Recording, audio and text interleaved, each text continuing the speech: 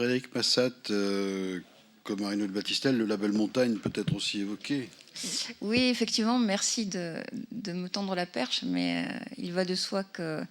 je remercie déjà les rapporteurs d'avoir consacré un paragraphe aux produits de montagne, parce qu'il est vrai que, et notamment l'ensemble des élus de montagne ont beaucoup travaillé sur ce sujet, avec, par la création de la loi montagne à 85, qui a créé, il est vrai, cette appellation provenance montagne, car dans nos territoires, il était trop compliqué aux producteurs de pouvoir collectivement ou individuellement être à l'origine de marques AOP ou de labels, donc ça a été une possibilité. C'est vrai que depuis 85, de l'eau a coulé sous les ponts et que progressivement, de par les textes qui se sont empilés, ce dispositif qui n'avait pas vraiment eu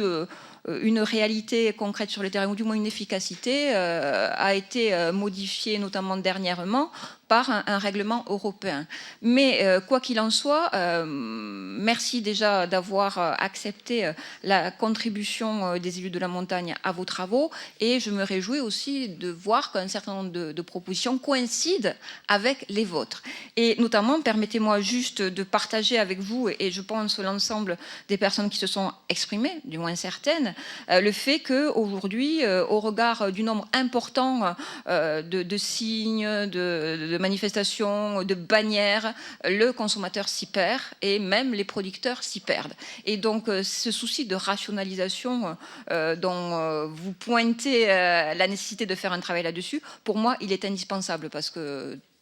trop de SICO tue la SICO. Et donc aujourd'hui, on se trouve dans une position où, certes, il faut être un lecteur, un consommateur et un producteur averti, si ce n'est qu'on pourrait quand même leur donner à tous votre rapport qui les éclairera suffisamment, parce qu'on découvre, moi-même je découvre un certain nombre de choses que j'ignorais totalement, qui font qu'aujourd'hui, on est quand même dans un brouillard qui fait qu'on a du mal à identifier vraiment le pourquoi de telle appellation et vraiment ce qu'elle concerne. Donc, au niveau des propositions que vous faites, elles regroupent bien sûr un certain nombre de celles que nous avons faites, et notamment pour le maintien d'un niveau d'exigence pour que les productions de qualité rémunèrent les producteurs de façon suffisamment gratifiante, car c'est important également de gratifier cette qualité. Mais ne faut-il pas aussi mettre un terme à l'inflation des signes, comme on le disait, afin de réduire leur nombre et d'avoir une lisibilité pour l'ensemble des consommateurs? Mais ne faudrait-il pas également supprimer les doubles emplois entre réglementation au niveau européen et de niveau national, en procédant à une clarification et une harmonisation des textes? Parce qu'aujourd'hui,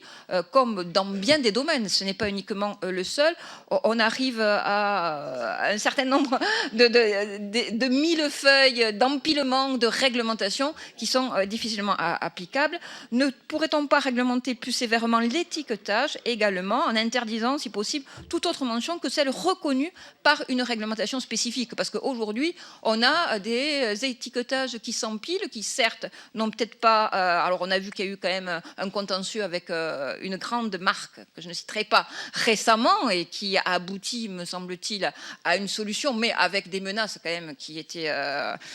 bien appuyées. Mais à un moment donné, effectivement, on a toute une forme de slogan qui s'affiche et qui peuvent brouiller les messages. Et concernant la montagne spécifiquement, défendre l'adoption d'un logo